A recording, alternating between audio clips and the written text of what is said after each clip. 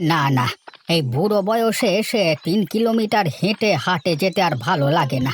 কোথায় গ্রামের কাছে একটা হাট হতো, গিয়ে ভালো মন্দ জিনিসটা কিনে আনতাম, আরাম করে ঘরে আসতাম। তার হলো কই, এই জীবনে মনে হচ্ছে নিজের গ্রামে আর হাট বাজার দেখতে পারবো না। এরকম একা একা যেতে ভালো লাগে নাকি? এখন একটা সঙ্গী হলে ভালো হতো। ও তেরিকা, এই সকালবেলা হাট বাজারটাই আমার মন মেজাজটা খারাপ করে দেয়, ভালো লাগে না। আরে ও সুধীর দা, একবার দাঁড়াও দাঁড়াও, আমিও তো যাবো, দাঁড়াও। তুমিও কি হাটে যাবে বিপুল? হ্যাঁ কাকা, কি আর করা যায় বলো তো, সকালবেলা একবার হাটে না গেলে তো আর ঘরে খাওয়া দাওয়া উঠিয়ে দিতে হবে। সেটা ঠিকই বলেছো বিপুল। তা হ্যাঁ বিপুল, আমিও এই গ্রামের একজন বৃদ্ধ মানুষ হয়ে বলি, তোমরা তো গ্রামের পুরুষ মানুষ, তা তোমরা সবাই মিলে এত বছরেও গ্রামে একটা হাট বসানোর চেষ্টা করতে পারলে না? চেষ্টা কি আর কম করেছি কাকা, কিন্তু ভালো কাজ করতে গেলে কজনই বা আমাদের সাথ দেয়। সকলে তো কাঠি করবার জন্য তৈরি হয়ে আছে। সবই তো বুঝলাম, কিন্তু এভাবে তো চলা যায় না। এই আমরা যে এত বৃদ্ধ হয়েছে, আমাদের কি আর এত দূর হেঁটে যাওয়া যেতে পারে বলো? হ্যাঁ কাকা, সেটাই। কিন্তু কে উদ্যোগ নেবে বলো দেখি? বৃদ্ধ তো আমরাও হব, তাই না? আরে কাকা, কি হলো তোমার? কাকা কথা বলো। আরে মনে হচ্ছে কাকা অজ্ঞান হয়ে গেছে। আরে না না, আজকে মনে হচ্ছে আর হাটে যাওয়া হবে না, আমি তাড়াতাড়ি কাকাকে বাড়িতে নিয়ে যাই, না হলে কি থেকে যে কি হয়ে যাবে।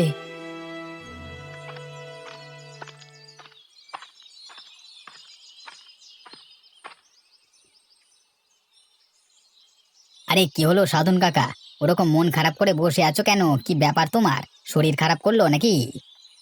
আর মন খারাপ হবে না তো কি হবে বল দেখি, দিনকাল একদম ভালো চলছে না। কেন, কি হলো?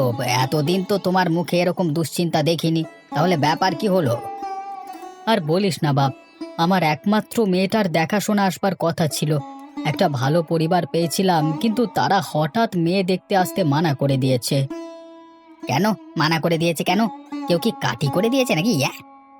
ওরা এক অদ্ভুত যুক্তি দিচ্ছে, সেই কারণেই আমি মন খারাপ করে বসে আছি। তা কি যুক্তি দিচ্ছে শুনি? ওরা বলতে চাইছে যে আমাদের এই গ্রামে তো কোনো হাট বাজার নেই, তাই এখানে ছেলের বিয়ে দেওয়া যাবে না। এখন গ্রামে হাট বাজার নেই তো আমি কি করব? সেটাই তো হলো কথা। এই গ্রামে যদি কোনো বাবা তার মেয়ের বিয়ে দিত তাহলে আলাদা ব্যাপার ছিল, কিন্তু মেয়ে তো বিয়ের পর তাদের গ্রামে চলে যাবে, তাহলে অসুবিধাটা কোথায়?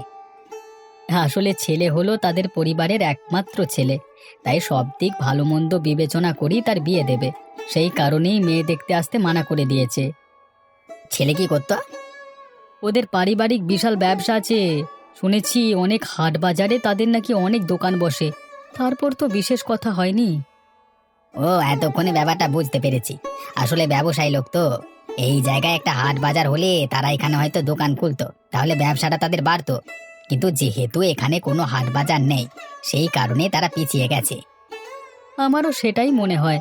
আসলে ব্যাপারটা খারাপ কিছু তো নয়, তারা ব্যবসায়ী মানুষ, সব দিক থেকে বিবেচনা করতেই পারে।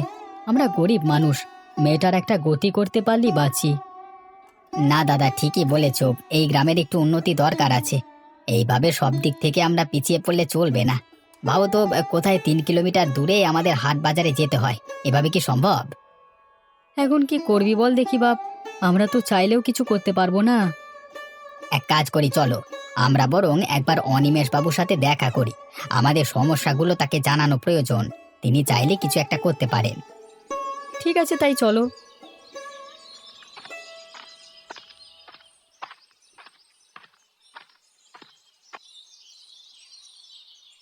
কি অবস্থা বলো দেখি গিন্নি, একে বৃদ্ধ মানুষ, তার উপর রাস্তায় এভাবে যেতে যেতে অজ্ঞান হয়ে পড়ে গেলেন। এই সব দোষ তোমাদের। তোমাদের কারণেই আজকে এই অবস্থা হয়েছে। আমরা আবার কি করলাম? তোমাকে কবে থেকে বলেছিলাম বলো তো, যে তোমরা একটু কষ্ট করে আশেপাশে কোনো একটা জায়গায় হাট বাজার বসানোর চেষ্টা করো। তোমরা যদি আজকে চেষ্টা করতে, তাহলে আজকে এই ঘটনা ঘটতো না। দেখো, আমাদেরও তো যেতে হয়, আমরা কি করব বলো? তোমাদের তো এখন বয়স আছে, কেন তোমরা হাটে গিয়ে যদি বেশি করে সবজি কিনে এনে গ্রামে গ্রামে বিক্রি করে বেড়াও, তাহলে তো সব দিক থেকেই সুবিধা হতো। সেসব করার কোনো নাম নেই, শুধু কুটেমি করবে।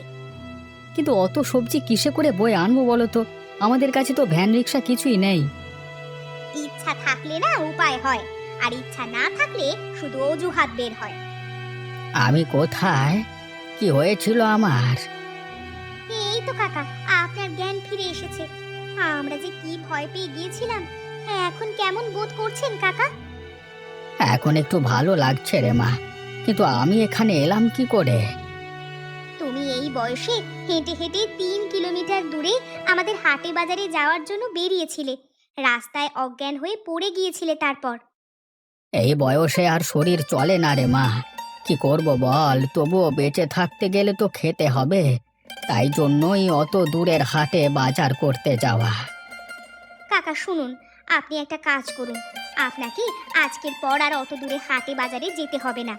আপনার যা প্রয়োজন আপনি ওকে বলবেন, ও না হয় এনে দেবে। হ্যাঁ কাকা, কল্পনা ঠিকই বলেছে। তোমার বয়স হয়েছে, শুধু শুধু তোমার ওখানে যাওয়ার কোনো প্রয়োজন নেই। কিন্তু আর কতদিন এভাবে চলবে রে মা? তোরা কিছু একটা ব্যবস্থা কর, যাতে বৃদ্ধ বয়সে যাওয়ার আগে এই গ্রামে একটা হাট বাজার অন্তত দেখে যেতে পারি। কিন্তু কি ব্যবস্থা করা যায় বলো তো? আমার মাথায় তো কিছুই আসছে না। শোন বাবা, পাশের গ্রামের মোড়ল অনিমেষ বাবুর কাছে একবার যাস। উনি আমাকে চেনেন। ওনার কাছে গিয়ে আমার তরফ থেকে অনুরোধটা রাখিস, তাহলে দেখবি উনি কিছু একটা ব্যবস্থা করে দেবেন। ঠিক আছে কাকা, তুমি যখন বলছো তাহলে আমি না হয় যাব। এখন তুমি একটু বিশ্রাম নাও, হ্যাঁ? আরে আলপনা, কি খবর?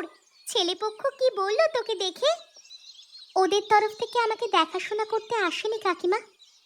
সে কি, কেন দেখাশোনা আসেনি কেন?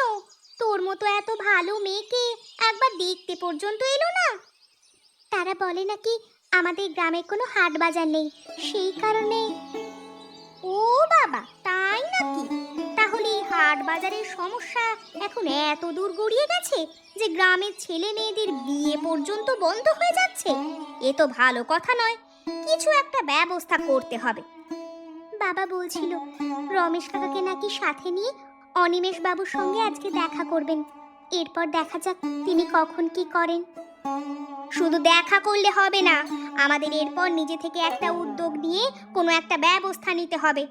আমি যতদূর শুনেছি, এই হাট বাজারের সমস্যা শুধু আমাদের গ্রামের নয়, পাশের গ্রামেরও আছে।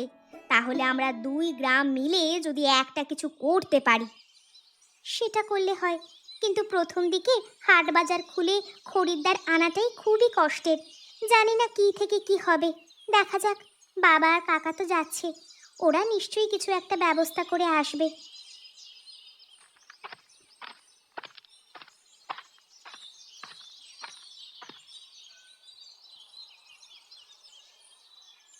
অনিমেষ বাবু প্রণাম নেবেন। আরে কি ব্যাপার সাধন আর রমেশ, তোমরা দুজন হঠাৎ করে আমার কাছে চলে এলে? কিছু দরকার ছিল নাকি? বাবু, আপনার সঙ্গে কিছু কথা ছিল, যদি অনুমতি দেন। অবশ্যই, বলো বলো, তোমরা কি বলতে চাও বলো। বাবু, আপনি তো জানেন আমাদের গ্রামের লোককে হাট বাজার করতে হলে এখান থেকে প্রায় 3 কিলোমিটার দূরে গিয়ে হাট বাজার করতে হয়। তাই আমরা আপনার কাছে অনুরোধ নিয়ে এসেছিলাম, যদি আমাদের গ্রামের কাছাকাছি কোনো একটা হাট বাজার প্রস্তুত করা হয় তাহলে খুব ভালো হয়। সেটা তো বুঝতে পারছি, কিন্তু এখন দুম করে বললেই তো হাট বাজার স্থাপন করা যায় না। খরিদ্দার আসবে কোত্থেকে, আর কি জন্যই বা আসবে? কেন আসবে না বাবু? আমরা যদি হাট বাজারের মালপত্রের দাম একটু কম রাখি? তোমরা ভুল করছো। যদি একবার এই হাটে জিনিসপত্রের দাম কম নেওয়া হয় এবং পরবর্তীকালে সেই দাম যদি বৃদ্ধি করা হয়, তাহলে সেই খরিদ্দারেরা আবার পালিয়ে যাবে। আমি নিজে একবার এই জিনিস উপলব্ধি করেছিলাম। আসলে বাবু, ইদানিং একটা ঘটনা ঘটেছে। আমার মেয়েকে অন্য এক গ্রামের ব্যবসায়ী পরিবার থেকে দেখতে আসবার কথা বলেছিল তারা, কিন্তু আমার গ্রামে কোনো হাট বাজার নেই বলে তারা শেষ পর্যন্ত আসেনি। বলো কি গো, সত্যি নাকি? এমন যদি হয় তাহলে তো সেটা আমার গ্রামের অপমান। না না, এর একটা কোনো বিহিত করতেই হবে। আচ্ছা, তোমরা তো একটা কাজ করতে পারো। তোমরা দূরের গ্রাম থেকে বা হাটের মালপত্র বেশি করে নিয়ে এসে আমাদের গ্রামে তো বিক্রি করতে পারো, তাহলে তো সব ক্ষেত্রে সুবিধে হয়। সেই উদ্যোগ কে নেবে বলুন তো? আমিও তো অনেকবার ভেবেছি যাব, কিন্তু আমাদের বেশিরভাগ লোকজনের কাছেই ভ্যান বা সাইকেল কিছুই নেই। খুবই সমস্যা, খুবই সমস্যা, খুবই সমস্যার বিষয় এটা। এখন দেখা যাক কি করা যায়। আমাকে একটু ভাবতে দাও কেমন, দেখি কোনো সমাধান খুঁজে পাই কিনা। এখন তোমরা এসো।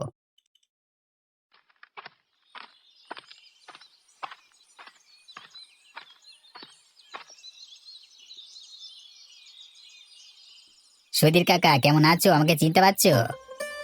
আরে লালমোহন যে। তা বাবা, তুমি হঠাৎ করে আমার ঘরে অনেক দিন বাদ আমাকে মনে পড়লো, হ্যাঁ? আর দুদিন বাদ মনে পড়লে তো আমাকে আর দেখতে পেতে না। কেন কাকা, কোথাও যেতে নাকি? হ্যাঁ গো, পরপারে যেতাম তো। তাই এসো এসো, ঘরে এসো। হ্যাঁ বলুন কাকা, শরীর কেমন আছে আপনার? শরীর বিশেষ ভালো নাই গো। কালকেই বাজারে যেতে গিয়ে রাস্তায় অজ্ঞান হয়ে পড়ে গেছিলাম। আমাদের গ্রামের একজন আমাকে তুলে এনেছিল, তাই না হলে এতক্ষণ হয়তো ফুটুদ্দুম হয়ে যেতাম। এ কি বলছেন কাকা আপনি? আপনি এখনো যুবক আছেন, এখন থেকে ভেঙে পড়লে চলবে? তা বাবা, হঠাৎ আমার কথা কেমন মনে পড়লো? তুমি যে একজন মস্ত বড় শিল্পপতি, তোমার ভাব দেখলে অবশ্য বোঝা যায় না। এই যেমন এখানে সাধারণভাবে এলে, অন্য কেউ হলে তো গাড়ি ঘোড়া নিয়ে ঢুকতো। আপনি তো জানেন আমি সাধারণ থাকতে ভালোবাসি। তা আপনার এখানে আসবার কারণটা আপনাকে বলি। আসলে আমার শহরে তো অনেক ব্যবসা আছে। আমি চাইছিলাম আপনাদের এখানে গ্রামের দিকে একটা কারখানা স্থাপন করতে। বলো কি গো, এ তো দারুণ ব্যাপার। সত্যি তুমি যে আমার গ্রামের দিকে নজর দিয়েছো, এতে আমি খুবই খুশি হচ্ছি। তা বাবা, কবে থেকে শুরু করছো? না, সে বিষয়ে আপনার সঙ্গে কথা বলতেই তো এলাম। মানে আমার কিছু প্রশ্ন আছে। আপনি তো গ্রামের গুরুজন, তাই আপনাকেই প্রশ্নগুলো করলে সদুত্তর পাওয়া যাবে। হ্যাঁ বাবা, বলো না, কি প্রশ্ন করবে, বলো বলো বলো। আপনাদের এখানে মানুষজন কেমন? মানে কাজকর্মের লোক পাওয়া যাবে কি? ভরপুর, ওসব নিয়ে তুমি কোনো চিন্তা করো না। আমাদের গ্রামের লোকেরা খুব মন দিয়ে খাটাখাটনি করতে পারে। তারা তো কাজের জন্য অপেক্ষা করছে। আর শুধু আমাদের গ্রামই বলি কেন, হ্যাঁ, আমাদের পাশের গ্রামের লোকেরাও উন্মুখ হয়ে বসে আছে। ব্যাস, তাহলে আর কোনো কথাই নেই। আমি তাহলে আমার কারখানাটা খুব তাড়াতাড়ি এই গ্রামে স্থাপন করে ফেলি। সবকিছু প্রস্তুতি আছে, শুধু আপনাদের একজন মোড়ল বা জমিদারের সম্মতি নেওয়া প্রয়োজন। আমাদের গ্রামে তো কোনো মোড়ল নেই। তোমাকে বরং পাশের গ্রামে নিয়ে যাই, চলো। সেখানে মোড়ল অনিমেষ বাবুর কাছ থেকে তুমি অনুমোদন নিয়ে নিও, কেমন? কেমন আছেন অনিমেষ বাবু? অনেকদিন বাদ আপনার কাছে এলাম। আরে কাকা বাবু, আপনি তা হঠাৎ করে কি মনে করে আমার কাছে অনেকদিন বাদ? তোমার কাছে আমি এমনিতেই আসতাম, জানো তো। আসলে আমাদের দুই গ্রামের একটা হাট বাজার নিয়ে এমন সমস্যা হচ্ছে, মানুষেরা খুবই কষ্ট করে জীবনযাপন করছে। হ্যাঁ কাকা বাবু, আমি এ সম্বন্ধে সবকিছুই জানি। আমাদের গ্রামের লোকেরাও আমার কাছে অভিযোগ জানিয়ে গেছে। কিন্তু আমি কি করে যে এখানে হাট বাজার বসাবো সেটাই তো বুঝতে পারছি না। আচ্ছা, এনার সঙ্গে তোমার পরিচয় করিয়ে দিই। ইনি হলেন লালমোহন, একজন খুব বড় শিল্পপতি। তা ওনার শহরে অনেক বড় বড় ব্যবসা আছে। তা উনি চাইছেন আমাদের গ্রামে একটা কলকারখানা স্থাপন করতে। তুমি ভালো দেখে একটা জায়গা দাও দেখি বাবা। এই যে আপনি একটা দারুণ প্রস্তাব নিয়ে এসেছেন। আচ্ছা, আমি এই সুযোগ কিন্তু হাতছাড়া করব না। আপনি বরং একটা কাজ করুন, আমাদের দুই গ্রামের মাঝের সীমানায় একটা বড় জমি আছে, সেই জমিটা আপনি নিয়ে নিন। ওখানে আপনি কারখানাটা স্থাপন করুন। বাহ, তাহলে তো কোনো বাধা রইলো না। এত তাড়াতাড়ি যে কাজ হয়ে যাবে আমি তো বুঝতে পারিনি। আসলে কি জানেন তো, এখন কলকারখানার প্রয়োজনটা আপনার থেকে আমাদের বেশি। আসলে গ্রামের ছেলে মেয়েগুলো একই তো হাট বাজার করতে অত দূরে যাচ্ছে, তার উপর যদি কাজ করতে বাইরে বাইরে চলে যায়, তাহলে আমাদের গ্রামে কি থাকবে বলুন তো? এই কথাটা আপনি একদম ঠিক বলেছেন। আর দেখবেন, কলকারখানা একবার স্থাপন হয়ে গেলে অনেক লোক আসবে। তখন আপনাদের গ্রামে নিশ্চয়ই এক বড় হাট বাজার গড়ে উঠবে। হ্যাঁ বাবা, আমি এই জীবনে দেখতে পারবো তো? অবশ্যই পারবেন কাকা, আপনি তো এখনো যুবক, হ্যাঁ।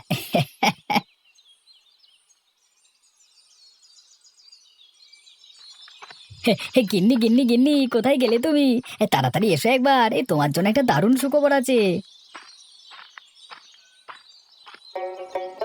কি হলো? তুমি এত আনন্দে লাফাচ্ছ কেন? কি সুখবর তুমি এনেছো শুনি? আরে গিন্নি, সুধীর কাকা আমাকে বললেন এই গ্রামে নাকি নতুন একটা কলকারখানা স্থাপন হতে চলেছে। তাই নাকি? কথাটা সত্যি? হ্যাঁ গিন্নি, সত্যি। যিনি এই কারখানা স্থাপন করবেন সেই লালমোহন বাবুর সাথে আমার কথা হলো। ভদ্রলোক প্রচন্ড ভালো মানুষ, কত ভালোভাবে আমার সাথে কথা বললেন। তুমি কি জিজ্ঞেস করলে? আমি বললাম আমি কাজ করবার জন্য প্রস্তুত আপনার কারখানায়, আপনি আমাকে কাজ দেবেন তো? তিনি বললেন হ্যাঁ, অসুবিধে নেই, তোমরা প্রস্তুত থেকো। বাহ, সত্যি এটা একটা দারুণ বড় সুখবর। আমাদের গ্রাম অবশেষে উন্নতির মুখ দেখতে চলেছে। কারখানা স্থাপন হওয়ার সাথে সাথে যদি আমাদের এখানে একটা হাট বাজার হয়ে যায় না, তাহলে আমাদের আর কোনো অসুবিধা হবে না গো। কাকাও সেটা বললেন, একবার শুধু এখানে লোকের জমায়েত হতে দাও, তারপরে দেখবে সমস্ত হাট বাজার উঠে এসে এখানে এলো বলে। ওপরওয়ালাকে অনেক অনেক শুক্রিয়া। তিনি যে হঠাৎ করে আমাদের জন্য এমন একটা সুযোগ পাঠিয়ে দেবেন, সেটা আমরা কল্পনাও করতে পারিনি। আরে আসুন আসুন অনিমেষ বাবু, আসুন। অবশেষে আপনাদের সহায়তায় এই গ্রামে আমি কারখানা স্থাপন করতে পারলাম। হ্যাঁ, আমাদের গ্রামের লোকেদেরকে আর কাজকর্ম করবার জন্য বাইরে কোথাও যেতে হবে না, এটা ভেবেই আমার খুব আনন্দ হচ্ছে।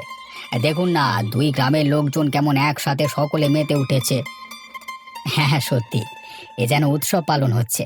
গ্রামের মানুষের আনন্দ দেখে সত্যি আমার খুব আনন্দ হচ্ছে।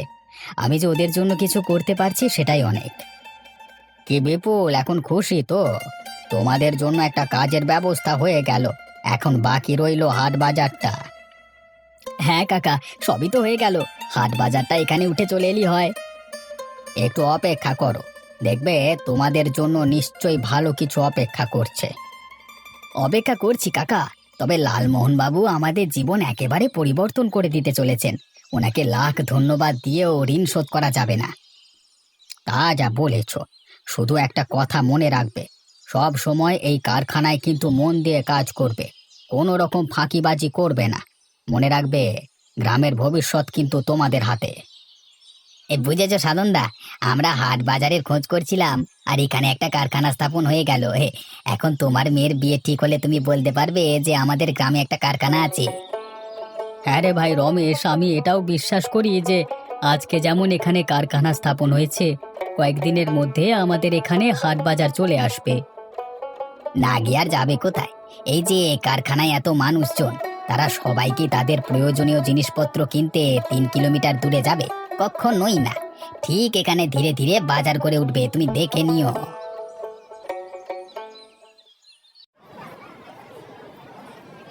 আরে বাহ বাহ বাহ বাহ বাহ, আমার দেখে খুবই আনন্দ হচ্ছে যে আমাদের গ্রামে একটা হাট বাজার করে উঠেছে, তাও আবার এই কলকারখানার দৌলতে। কি বলো রমেশ?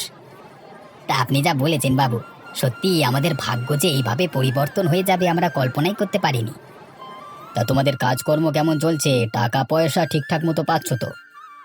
আমরা যে এমন উন্নতি কোনোদিন চোখে দেখবো ভাবিনি বাবু। টাকা পয়সা নিয়ে কোনো সমস্যাই হয়নি, ওই কারখানা থেকে আমরা সময় মতো আমাদের মাইনে পেয়ে যাই। না, এই কারণে জিজ্ঞেস করলাম, কারণ যদি হাটে বাজারে কারখানার কর্মচারীদের বেশি ধার বাকি হয়ে যায়, তাহলে কিন্তু খুব অসুবিধে দেখা দেয়। তাই আমি চাইছি সবাই সব দিক থেকে ভালোভাবে বাঁচুক। হ্যাঁ বাবু, আপনি ঠিকই বলেছেন, আমরা কোনো ধার বাকি বিশেষ রাখি না, সকলকেই সকলের ব্যবসা ভালোভাবে করতে দিই।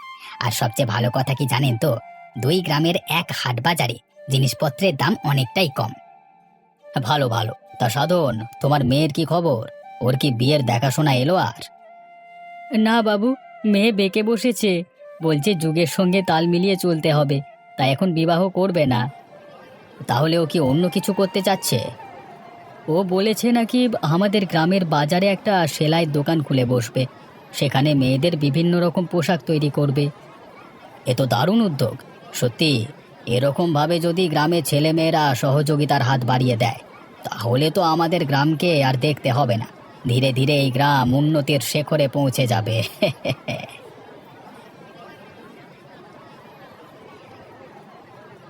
তাহলে আলপনা, তুই শেষমেশ বাজারে সেলাইয়ের দোকানটা দিচ্ছিস? হ্যাঁ কাকি, আমিও এই সুযোগ হাতছাড়া করতে চাই না। তোমার মনে আছে একবার আমাকে ছেলেপক্ষরা দেখতে আসবে বলেও আসেনি, কারণ এই গ্রামে নাকি কোনো হাট বাজার থাকেনি তখন। হ্যাঁ, মনে থাকবে না কেন? সেদিন তাদের সেই সিদ্ধান্তে আমার গ্রাম অপমানিত হওয়ার সাথে সাথে আমিও প্রচণ্ড অপমানিত হয়েছিলাম। তাই আমি সিদ্ধান্ত নিয়েছি যে আগে আমি নিজের পায়ে দাঁড়াবো, তারপর কোথাও বিয়ে করব। এটা তুই খুব ভালো একটা সিদ্ধান্ত নিয়েছিস রে। আমাদের মেয়েদেরও স্বাবলম্বী হওয়ার দরকার আছে। না হলে আমরা অন্যের হাতের পুতুল হয়ে যাই। এখনকার যুগ আর থেমে থাকবার নয়, এগিয়ে যাবার। দুই গ্রামের এই এক হাট বাজারে অন্যান্য দোকানের সাথে আমার দোকানও চলবে। আশা করছি দুই গ্রামের মহিলারা আমার সেলাইয়ের দোকান থেকে অনেক উপকৃত হবেন। আমিও তোর উন্নতি কামনা করি রে মা। তুই জীবনে অনেক উন্নতি কর। তোর মতো মেয়ে আমাদের গ্রামের গর্ব। তোকে দেখে ছোট ছোট মেয়েরাও শিক্ষা নেবে।